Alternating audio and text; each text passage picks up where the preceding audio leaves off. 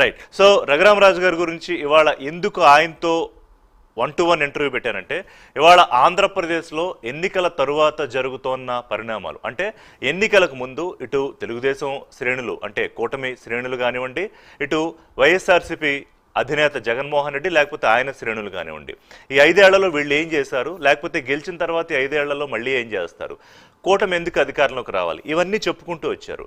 Manifesto release చేశారు, super 6 అన్నారు, ఇంకా అనేక పథకాలు ప్రకటించారు. జగన్మోహన్ రెడ్డి కన్నా కూడా ఎక్కువ ఇస్తామని చంద్రబాబు నాయుడు ప్రామిస్ చేశారు. ముఖ్యంగా 20 లక్షల ఉద్యోగాలు ఇస్తాం, లేకపోతే నిరుద్యోగ భృతిస్తాం, అంటే 5 ఏళ్ళకి నేను చెప్పేవి. ఇవన్నీ కూడా తెలుగుదేశం ప్రామిసులు చేసింది. కానీ పోలింగ్ జరిగిన తర్వాత మాత్రం పరిస్థితి కొంత భిన్నంగా ఎందుకు కనిపిస్తోంది, ఘర్షణలు అల్లర్లు ఎందుకు జరుగుతున్నాయి, ఈ విషయాలకు సంబంధించి ఎవరు ఎందుకు యాక్చువల్ అంటే నిజాలు ట్రూత్ ఎందుకు మాట్లాడట్లేదు, అందుకే వాళ్ళు నేను ఆర్ఆర్ఆర్ని తీసుకొచ్చాను.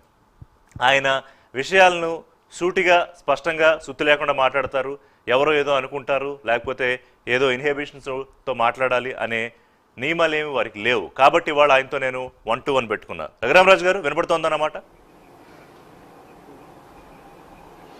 వినపడుతుంది, ఇప్పుడే కనెక్ట్ సార్.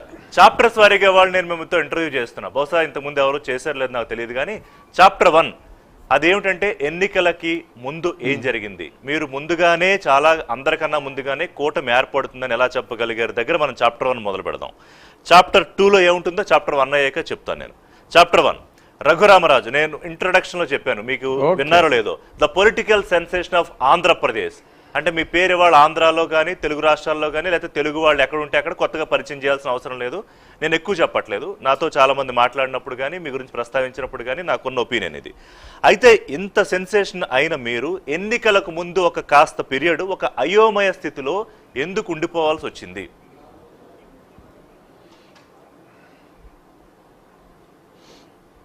అయోమయ స్థితి ప్రజల్లో కలిగిన మాట వాస్తవం. నాకు అన్ని రోజులు లేదు అయోమయం, ఒక్కరోజే ఉంది. ఆ తర్వాత నాకైతే మా పార్టీ అధ్యక్షులు చంద్రబాబు నాయుడు గారు అయోమయం తీర్చేశారు. ఓకే.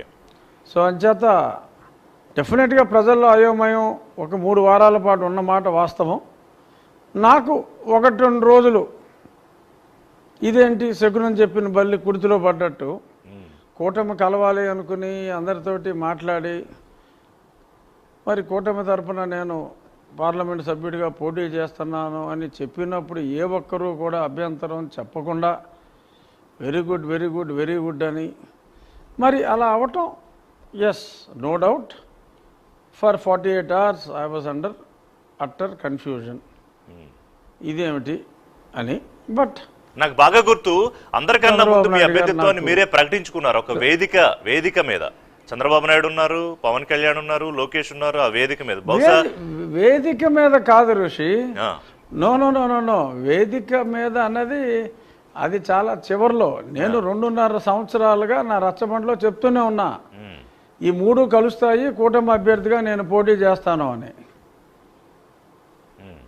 సో ఇవాళ 2.5 సంవత్సరాలుగా, if I'm not wrong,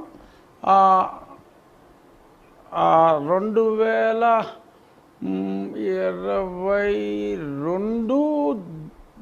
June 9 తరువాత నుంచి నేను కూటమి ఉంటుంది. ముందుగా పవన్ కళ్యాణ్ గారు చంద్రబాబు నాయుడు గారు కలుస్తారు, తర్వాత భారతీయ జనతా పార్టీ కూడా కలుస్తుంది.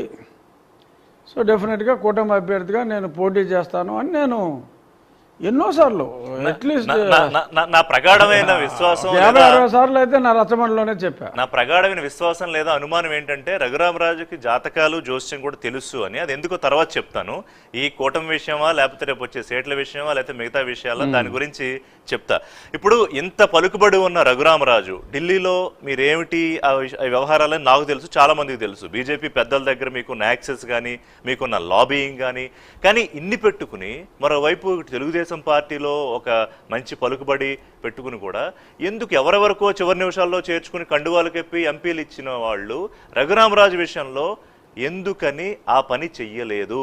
కూటమిలో తీసుకుని మీకు ఎందుకు ఎంపీ సీట్ ఇవ్వలేదు? ఇది ఒక రకంగా నాకు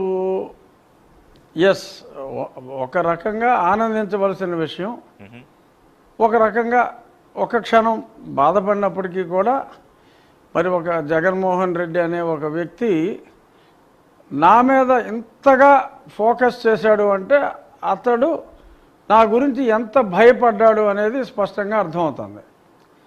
ఎవరైనా పర్వాలేదు, కానీ ఇతను మటుకు, ఎందుకంటే నిత్యం ఇతను చేసే అరాచకాలని ప్రజల్లో పెట్టడమే కాకుండా ప్రధానమంత్రి గారికి కానీ కన్సర్న్ మినిస్ట్రీస్కి కానీ అనునిత్యం నేను లేఖలు రాస్తూనే ఉన్నా. సో అది అతనిలో చాలా some extent he could able to maneuver. అంటే మీరు చెప్తున్న దాన్ని బట్టి జగన్మోహన్ రెడ్డి బీజేపీ నుంచి టికెట్ రాకుండా మోడీ అమిత్ షాలను, చంద్రబాబు నాయుడు మీకు ఎంపీ టికెట్ ఇవ్వకుండా చంద్రబాబు నాయుడు మేనేజ్ చేశాడా, మేనేజ్ చేయగలిగాడా? కాదు కాదు కాదు కాదు ఇక్కడ జరిగింది ఏంటంటే భారతీయ జనతా పార్టీకి నరసాపురం స్థానాన్ని హ్యాండ్ ఓవర్ చేసిన తర్వాత భారతీయ జనతా పార్టీలో నాకు సీట్ రాకుండా జగన్మోహన్ రెడ్డి గారు పావులు కదపగలిగాడు అని నేను చెప్తున్నా. అది పావులు కదపగలిగాడంటే అమిత్ షా గారితో మాట్లాడారా అన్న సంగతి నేను మాట్లాడతా. కాదు, పావులు కదపగలిగాడంటే బీజేపీలో పెద్దల్ని ఎవరో ఒకరు ఆయన మేనేజ్ చేయగలిగాడు కదా. ఏమో పెద్దల్ని మేనేజ్ చేయక్కల్లా. సినిమాలు టికెట్ కావాలంటే హాల్ ఓనర్తో మాట్లాడాలా, మేనేజర్తో కూడా మాట్లాడితే టికెట్లు వస్తాయి. ఓకే ఓకే, అలా ఏదో లెవెల్లో మేనేజ్ చేశాడు. అది ఓకే. సో ఆ స్థాయి పలుకుబడైతే ఆయన చేయగలిగా ఢిల్లీలో మీకు సీట్ రాకుండా. అది అంటే ఏదో మేనేజ్ చేసి నాకైతే